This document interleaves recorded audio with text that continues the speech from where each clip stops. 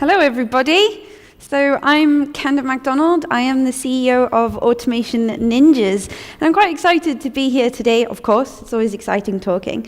But today I'm going to be bringing you guys something a little bit different. I am going to be bringing psychology into marketing, something we should all be doing. And I'm going to give you some stuff that you can take away and everybody can use. So before I get started, I just want to preface this.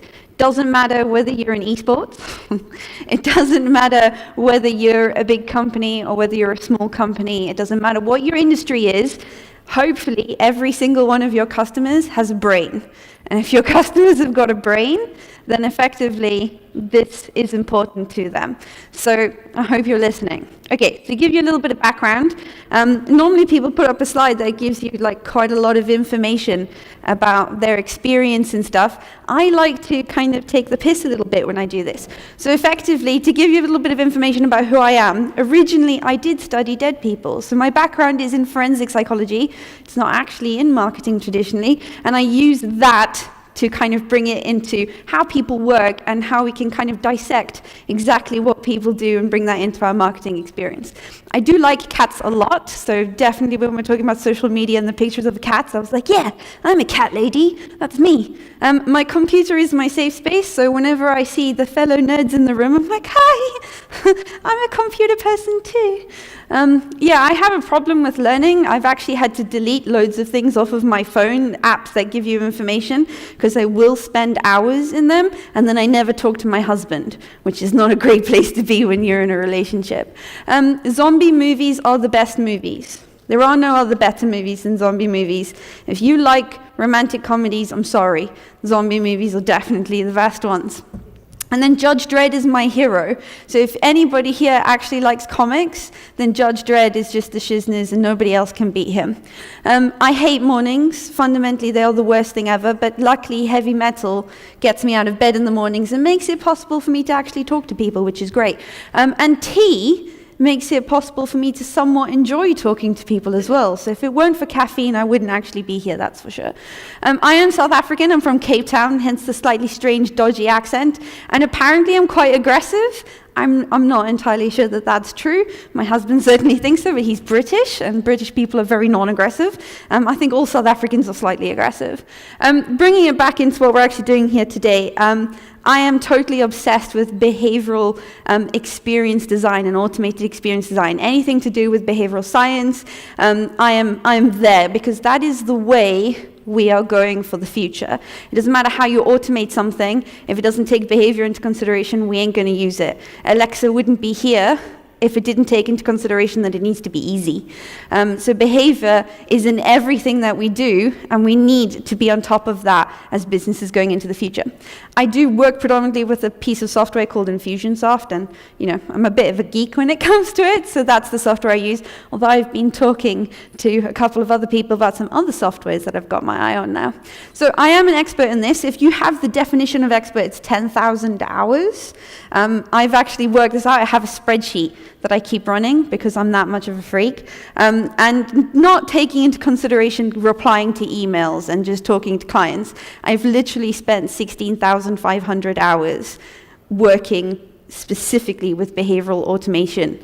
So I can fairly say that this is actually my life now.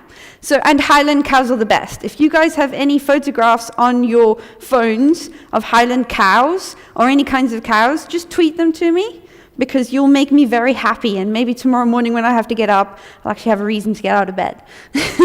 Okay, so effectively, marketing automation is kind of not really the next frontier. We're already here with marketing automation. Everybody's using it to some extent when it comes to any form of marketing that you're putting together. Things are no longer just on spreadsheets and picking up the telephone. That's not how it works. If you're using any form of email marketing, if you're using anything that's scheduling anything, you're doing marketing automation. But we have to add that level of bias psychology onto the top of what we are doing. So that's what I'm going to be showing you guys how to do today. Bring a little bit of that psychology in. But fundamentally first, I'm going to talk to you about how behavior has really changed. Now, it really irritates me because every little piece of marketing buzz that you will see across all the platforms is behavior has changed over the last 5-10 years. And generally, when you hear that, someone is trying to sell you something that is a product with relation to how suddenly they're going to make it much easier for you to sell something, and no one actually tells you how behavior has changed. So I'm going to ask you guys some questions, and I know that no audience is comfortable with questions, but I'm going to ask you questions for 2 reasons. Number 1, when you guys answer questions, you let me know what level the audience is at. So I'm not going to give a static presentation. Of course, I've got a format that I have to go through, but I need you guys to give me answers so I know where you guys are at so I can tailor what I'm talking. Number 2, there's a little bit of a behavioral hack in here. When you guys do actually participate in anything that you're learning about, you're going to retain that information better. So if you want to actually learn what you're talking to today, then get involved. So I want to know from you guys, how do you actually feel behavior has changed? In specific, what has enabled us to change our behavior in the last 5 years? That's like a massive hint. So what's changed, guys? Anybody going to shout it out? Go on. Technology, 100%. The back there? Oh yes, decision making's got a lot faster. Another one? This side of the room is, this side's dominating. Come, let's make it a competition. What else has changed, guys? Aha, attention spans, yes. Now, in effect, what's changed? Mobile, technology, things in our pocket have made it fundamentally easier for us to change and to do things. That's made it fundamentally easier for us to do what? Search. Find the information that we want. You know, do you remember encyclopedias? Does anybody here remember going to the library and like researching stuff? Now, I was a weird kid, admittedly, but I did used to spend hours throughout the day making lists of questions I had, and then I'd get my grandmother to take me to the library. I'd open the encyclopedias and find the answers to things. My God, I don't have to do that anymore. I got a question, immediately get out my phone and search it. So suddenly, there's this massive shift that's happened in the amount of information we have access to. And that piece of technology has allowed us to change the way that we make decisions, and that is fundamentally altered our attention spans. That's the huge change that has happened. So here's one of my favorite examples of this, the lady on the train. So I was traveling, I can't remember where I was traveling to, but I was sat and I was just in normal cattle class, normal economy carriage, and I was watching this lady in front of me, and she was amazing. Like, we all talk about split screening or second screening or whatever you want to call it. This lady was dominating stuff. She had like a laptop in front of her, and she had a tablet, and she had a notebook she was writing in, and she had 2 phones, one of which was on headphones, and she was watching something, and she was typing things in a spreadsheet, and then she'd do something on her tablet, then she'd make a note somewhere, and every now and then her second phone would buzz, and I was like, whoa, lady, you need to take a break. But like, she was all over it. She had everything out in front of her, and the thing is, she's not an anomaly. Like, I've been watching the audience for a couple of days now. You watch any of you, we're all doing things on our phones. We might be taking notes on our phones. We might be tweeting something. We might be looking at something on our laptops. Second screening isn't an anomaly anymore. And that's the fundamental difference that's happened to our attention. The technology has enabled us to fracture our attention across multiple devices. So you're no longer looking at just getting attention on one screen. Suddenly, you've got all these percentages on different screens that you've got to get attention for. And that makes it really, really difficult for us. So this is from the International Advertising Bureau. I always get the IAB wrong. But basically, this little quote, second screening is ingrained to such a degree that all screens are now equal. There is no hierarchy. Do you remember when they released white papers about how, laptop is still quite winning it, but, mobile's catching up? That doesn't matter anymore. It doesn't matter what kind of screen you've got. Effectively, they're all equal, and you've got to get attention on all of them. And they suggest that we switch the terminology we use from second screening to switch screening. Because when you're watching TV and you can't fast forward past the ads, what do? You get your phone out and you scroll through Facebook. We've all put ad blockers on our computers, on all of our devices, so that we no longer get interrupted by advertising. So you putting an ad out on social media and then hoping that someone is going to click on that ad when maybe they're watching TV at nighttime, and now their programs actually come back on, so they've put that away, and then the ads come back on. Do you think they're going to click on an ad from avoiding some ads on a different platform? We have to change the way that we think about advertising, and that's what we're talking about today. Okay, so then Google, the giant, has fundamentally changed our behavior as well. Because Google and its searchability has changed the way that we think about information. We don't just think, all right, okay, I need an answer to a question. We have expectations about the quality of the answer to the question. And that's massive for marketing. So this is a great quote. I don't know who Deborah H. is, but I love her.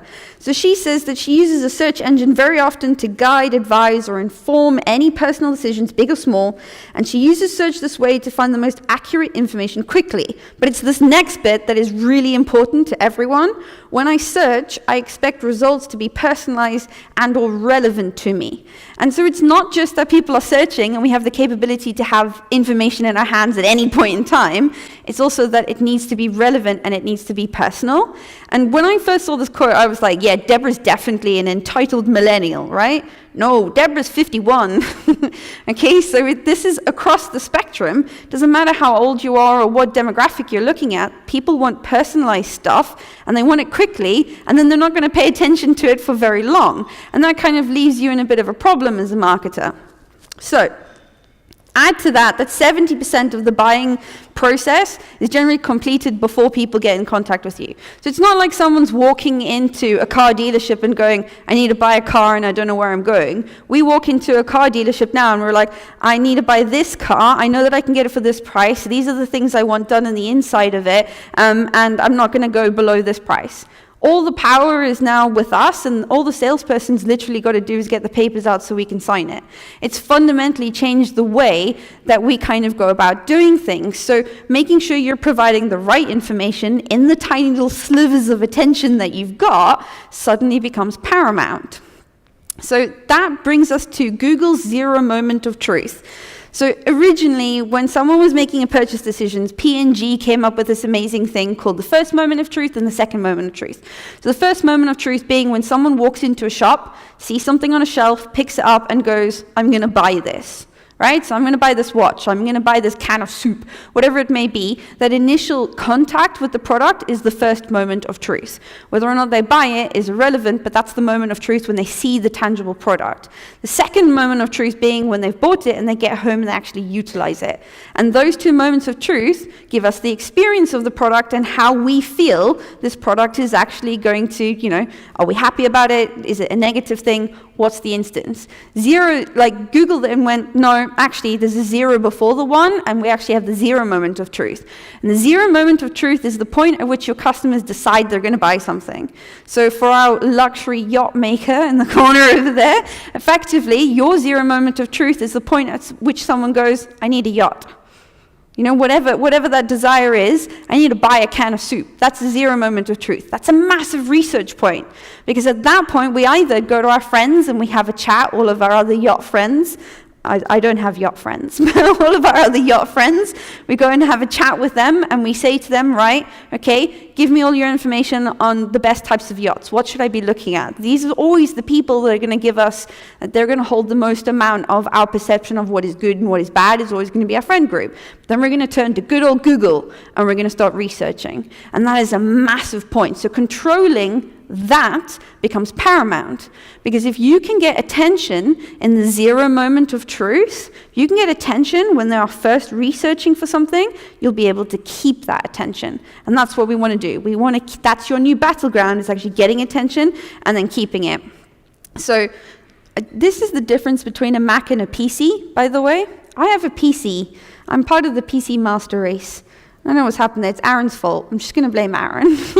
So the internet has effectively fundamentally changed what we do and how we do it. That's how behavior has changed for anybody that's actually wondering on what's happened in the last 5 years and the last 10 years. Now let's talk about saturation and mega consumption, because this is the next thing. So we've got all of this availability of information, but now suddenly we're like, oh shit, it's really noisy and I can't find the stuff that I want. So what are you actually doing as businesses to get attention? This is the part where you participate. So what do you guys do? When you want to get attention from your customers, what do you do? Yeah, you talk about their pains, but what do you do in order to get the attention before you can even talk about their pains?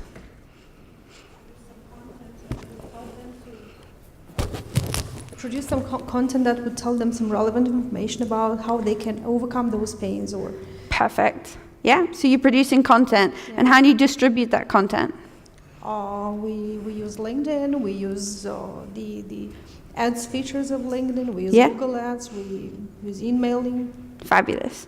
Okay, so you're producing content, loads of different types of content, you're talking to the pains, and then you're distributing it via social media, you're distributing it via ads. So you're producing quality stuff, and then you're pushing it out there. We put it on our webpage, obviously. Yeah, perfect. Trying to do it organically as well. Yeah, awesome. Good job. Thank you. So effectively, when we want to get attention, we produce content, we drive ads to it, we put it on social media, we distribute it as much as we possibly can because that's how we get attention. But what do we do as well when we actually want to make a purchase as a consumer? We pick up our phone, we search for stuff, we look for information. So effectively, as businesses and consumers, and now in this world, we're quite aligned. We've got businesses producing tons of content. We've got consumers consuming tons of content. But what does that leave us with? Well, it leaves us with a full internet, aside from the cat pictures, which obviously everyone wants to see. So the internet has now become super, super noisy. And that's why when you search for something in Google, have you ever been to the second page of Google? It's like that graveyard that doesn't really exist. So page number 2 of Google is just not a thing that ever really happens. If you're not ranking on the first page, you may as well not be doing anything. And so suddenly, but you look at the top and there's like 2.5 million search results. Like, is anybody ever going to read 2.5 million pages worth of stuff that isn't an algorithm, that is like scanning things? No. So suddenly we've got even more problems because you've got a heck of a lot of stuff that you're competing with. Your customers want your stuff, but you're competing with a ton of stuff. And the way that you're distributing stuff, they don't really want to see. But that's why they put ad blockers on their computers. They're not really interested in it. So your marketing is being ruined, and I think we're getting kind of doom and gloomy here, but it is we are in a tough point in time. And your marketing is being ruined because buying cycles have changed. We all kind of know that this is the case. Content is super vital to any purchase that's going to happen today, whether it's an advert that you're creating and whether it's just something that's supporting people through that process. You have to create content for each stage of that life cycle. But you can't get your content out there because it's super, super noisy. And having a customer journey is one of the ways that you get around that. So being really clear on the path that your customer is going down and each of the touch points that they have to go through means that you create the right content for the right platforms and you distribute it with the right strategy. And that's an incredibly vital thing. If you don't have a customer journey that's mapped out and really easy for you to see, you're missing a trick because you're going to be missing platforms and you're going to be missing vital touch points along that journey. So customer lifetime value is where it's at. So if we're talking about fighting to getting attention, here is the number one mistake most businesses make. They get a customer on board, they get them to buy something, and then they go get another customer on board and get them to buy something. It's kind of an okay strategy, but effectively what you want to be doing is you want customer lifetime value. You want that customer that you've got on board to be spending more money with you consistently. And when you get people to spend more money with you consistently, not only is it easier because you've already built the relationship, but you're building loyalty. And when you've got loyalty, what you've effectively got is you're keeping attention. And so those people that you've already got, that precious little pool of customers, if you can keep their attention, that means when they see your posts come up in social media, they're much more likely to click on them and engage with them. It's vital to understand that getting that attention is only one part of the struggle. Keeping that attention is the next really, really difficult bit of the journey. And so you have to have something in place that is a plan and a strategy to do that. So there's 2 things that we've got to solve today. So you need to keep attention and you actually need to get it. So let's have a look at what goes in to a purchase decision. This is the science bit, right? So another bit of audience participation, our favorite, yay! So what does a consumer most rely on when it comes to making a decision? And you can't say Google. What does a consumer most rely on when it comes to making a decision? Reviews, that's a really good answer, actually. Most people don't say that. I like that. Yes, reviews. Hugely important. Another one? Yes, definitely. Recommendations from friends, super important. Anything else? Past experience. These are all really good answers. I've kind of set you up for failure, I'm sorry. But they're brilliant answers because it is part of what goes into a decision. But actually, we rely on rule sets. It's fun and exciting, yay. But effectively, our brain relies on a certain way of taking all of what you guys have mentioned, past experience, recommendation from friends, and reviews, and puts that all together into rule sets. And those rule sets determine how we actually go about making that decision, whatever that decision may be. And so there was an awesome dude called Daniel Kahneman, and effectively he won a Nobel Prize in economics, even though he was a psychologist. And he won this prize because he showed how people make decisions. We're not particularly logical when it comes to making decisions. It plays a part. But effectively, we make decisions through this System 1 and System 2 process. It's all about how we pay attention.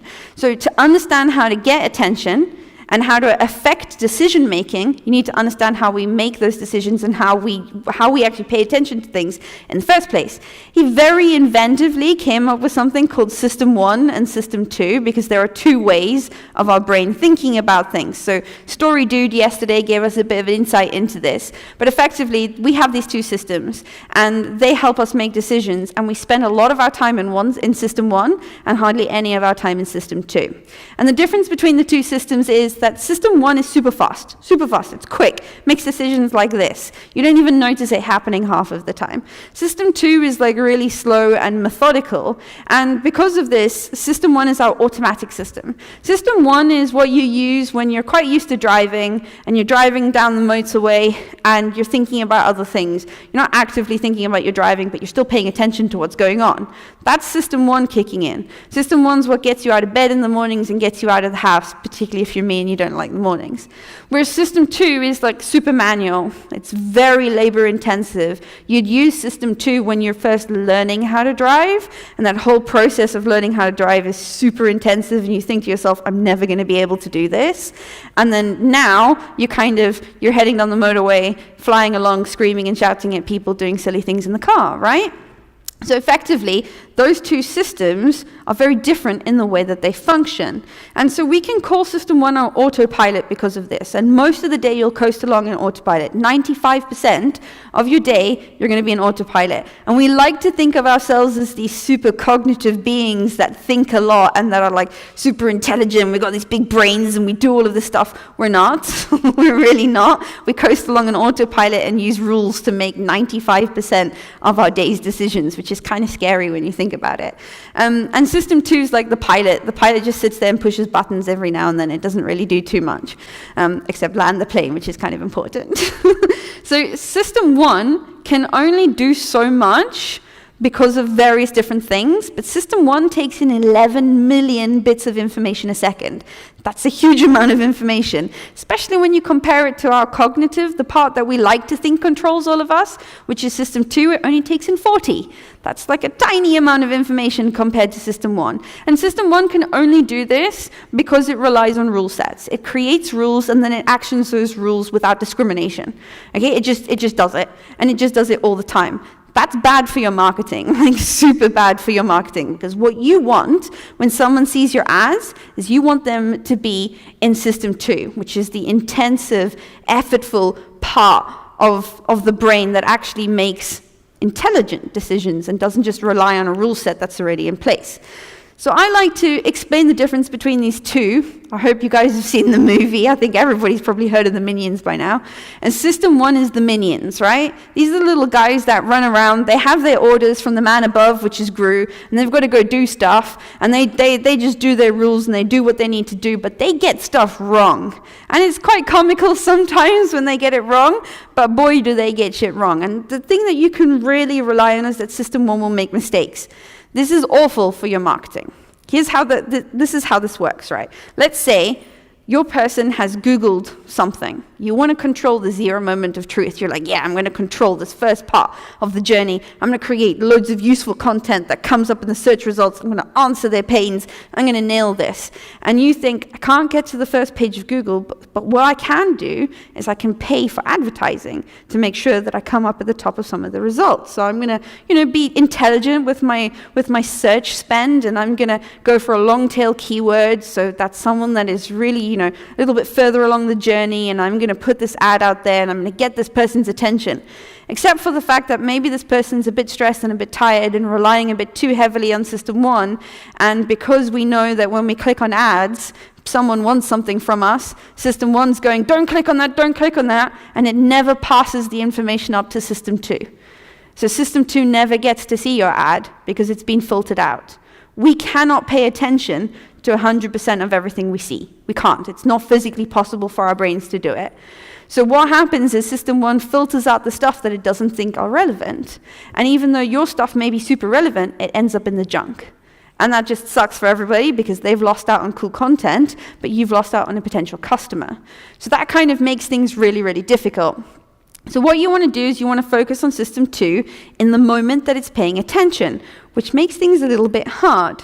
So what do we do when we need an answer to something? We go and search it, good old Google. And what do you do when you see an ad? Does everybody click on all of the ads that they see? No? We put our guard up, right? Even if we do click on them, we go in like with super guard, we're like, actually, someone might need something from me, they're going to try and sell me something. So sometimes System 1's like, I'm not even going to do that. I got into trouble last time I clicked through there, and I've got malware on my computer, and it just filters it out and puts it in the junk. We don't even go through to the ad in the first place. And does anybody actually remember the last banner ad that they saw? Like, not one that you created yourselves for your own company. Like, the last time you were searching, do you remember a banner ad? Probably not, because System 1 just filtered it out. It went, I know that the last time I clicked on that, the content wasn't relevant, so I put it in the junk. So we now know what we need to pay attention to. We know that when we're searching, we need to find stuff on page 1, but we also know what we need to not pay attention to, what we need to stay away from. We're really, really clear on that as consumers. So you need to kind of be really clear that, yes, the brains are actively conspiring against you. They're making big mistakes, and that is really awful for your marketing. So this is the answer to life, the universe, and everything. It's not number 42. I wish it was 42 for any of the Hitchhiker's Guide to the Galaxy fans out there. Your problems are currently attention, massive problem. The ZMAT control, huge problem. And then the buyer cycle, actually getting them in the buyer cycle and then retaining them is a huge problem. This is how you solve them. Number 1, a good customer journey. So planning out a customer journey from front to end is vital. Number 2, understanding how and when you need to show up. If you don't understand the customer journey, you can't possibly understand how and when you need to show up. So that's your ZMOT, understanding what the zero moment of truth is for your audience. And number 3, automating it behaviorally. Okay, so I'm going to show you a little bit on how to do that in a second. So you want to hack the brain for attention. This is how we do it. So this is a methodology that we use. You guys can bastardize it for whatever you want to do, but this is called Lifecycle Marketing, and this is the system. So it's understanding how to attract attention, how to engage with your audience, so keep that attention, then how to sell so that you're actually making a sale. Most of us are pretty good at that. But then the last part of the journey is incredibly vital. The wow part, where you actually make the magic happen, and then get the upsell, the cross-sell, whatever you want to do to keep that attention and keep that consumer in the cycle all the time. So attract consists of understanding who your target audience is. If you know who your target audience is, you know how to talk to them properly. Understanding what's important to them right now. So how to attract their interest, how to go about actually getting all of that information, what to put out there, and then collecting their leads. That is super, super, super important to go through those 3 things. And once you've done that, how to put content out there that engages them, because the attract and engage part are the 2 most important parts of this. So what I'm going to show you here, I'm sure that there is a clicker here, but I want to press the right button. Yes, okay. This is a flow chart.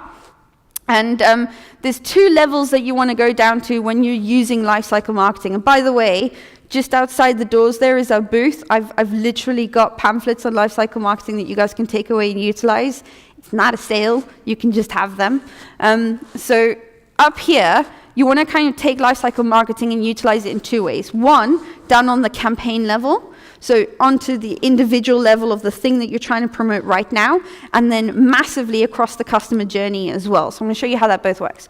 So this up here is literally just an email marketing campaign that a client put together, and he said, right, this person opts in over here for a lead magnet. When they opt in for a lead magnet, we want to send them some nice valuable content, and then we want to sell to them. And that was the end of it. That was like, he was like, this is my campaign. Way too linear. Doesn't take behavior into consideration at all. There's no life cycle marketing in here. How do you know they're going to sign up for the lead magnet? What's going to happen then? Are you building any engagement with them? Are you tracking their negative and positive behavior? So here's a top tip for you guys. When you plan stuff out, your social media strategy, whatever strategy you want, look for positive behavior and look for negative behavior. They're hugely informative. So what we did is we went, okay, first and foremost, if they don't sign up for the thing, we want to retarget them, guys. Come on. You know, they showed some interest. They clicked through to the landing page. Obviously, there's some interest there. That's an indication of positive behavior. But maybe they weren't quite ready at that point in time, and they didn't trust you enough, and they thought you were just going to sell to them, which is obviously what you wanted to do because you put together such a short life cycle for them. So what we're going to do here is we're going to retarget them a little bit with some nicer additional content to build that trust. So now you've got their attention in a slightly different capacity. Then the next bit of positive behavior is if, let's say, they go through the email series, they click through the sales page, but they don't convert. What are we going to do with them then? If they don't convert, at that point, we've got a positive indication of behavior that they're interested enough to click through. So why aren't you talking to them differently? It's your opportunity to segment to them. So we put a cart abandonment sequence together. Then let's say they purchase. Awesome, right? Awesome. Best type of behavior you can get, buying your shit. Now we get down here and we're like, okay, let's do a cross-sell. What's the moment that someone is most happy to spend money with you? When they've just spent money with you. So help move them along the journey with the next part and the next product that is the next logical step for them, and then follow the process again. But this bit over here is probably the most important. It's looking for negative behavior. It's looking for the absence of behavior. If someone doesn't do what you want them to do, they're telling you something very specifically. They're telling you that they might not be interested in what you've put right in front of them, but the fact that they're already in the sequence shows you that they're interested to some degree because they've engaged with something. So let's go about segmenting them. Let's offer them something different. Let's retarget different content. Let's get the next part in the cycle. Maybe they've already got that thing. If they've already got a yacht, they might not buy a yacht from this sequence, although I'd be really amazed to see if someone bought a yacht from an email sequence. That is like a test that I'd love to do. Let's buy a $5 million yacht from an email sequence. We can do it. All right, so let's say they don't buy the yacht. Maybe that's because they've already got a yacht. Maybe you've got something else that you could offer them that, might be, let's rent the yacht out. Let's kind of make that next step happen. So you segment them and retarget them with the content that you've already got. Because if you are putting content together and you're controlling that zero moment of truth, you're creating a huge amount of content that's of interest to your audience. Use that content again to get them to engage with different types of content. And if they're engaging with content, you know what they're interested in and listen to their behavior. Most of the problems businesses have nowadays can totally be linked down to the fact that we don't listen to the data that we're collecting. We collect a huge amount of data on what people are clicking on, how long they're staying on pages, where they're going on pages. Everyone has these huge banks of data that we don't actually utilize. So use that to listen to people's behavior and move them along the cycle. It's hugely important. And then secondarily, you want to actually be putting this all together into a full customer journey as well. So use the lifecycle marketing model to go, okay, in the attract stage, these are the different things I'm going to do to get their attention. In the engage stage, I'm going to engage them with all these different types of content. In sell, we're going to do this, and in wow, we're going to do this, and I'm going to continually support them with good content. These are the emotional points that they're going to go through within the sequence, and those are each of the steps of the sequence. So being really, really clear on what your customer journey is like is super, super important. Now, I do have a couple of resources for you guys. Mike's standing in the back of the room with the worksheet. Nice job. So there is a worksheet for you guys that you can just take that home with you. You're welcome to have a free assessment with us as well. And if you go to automationninjas.com/DMC18, I will give you a crib sheet. There's a crib sheet together with my slides. So if there's anything that you feel like, I know no one's paying 100% of their attention. So I put a crib sheet together with all that information. And I'm also writing a book on this topic, as you can probably tell. So if you want a free copy of the book, I've got some golden tickets. You can come and grab a golden ticket from me as well. Okay, and if I can leave you with this finally, understand behavior, how your customers are thinking, anticipate their needs, and then validate that with data as you're going through. All right, guys, that's me.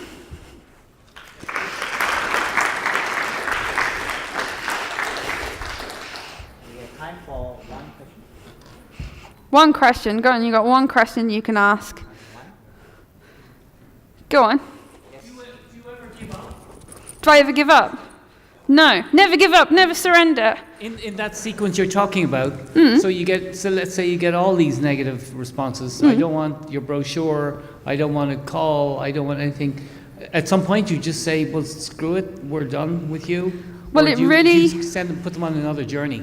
It really depends. It depends. It's a shit answer, sorry. Okay, it depends on a couple of different things. If they're opening the emails and they're clicking through to the brochure, but they're not doing anything with it, they're showing you by some positive behavior that they are actually interested. You've just not given them something that is propelling them forward.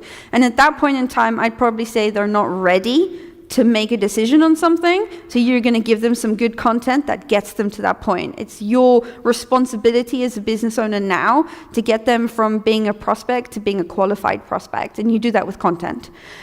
So if you're getting all these negative things, but there's some positive indications of behavior, then don't give up. The point I give up is when I get hard bound, so I get an opt-out. If someone opts out, then I'm like, cool, I'm not upset about that. You're not right for me, that's cool. You go on your way, I don't want to bother you. But if I get a hard bounce so the email address doesn't exist anymore, then of course I'm going to delete them out of the database.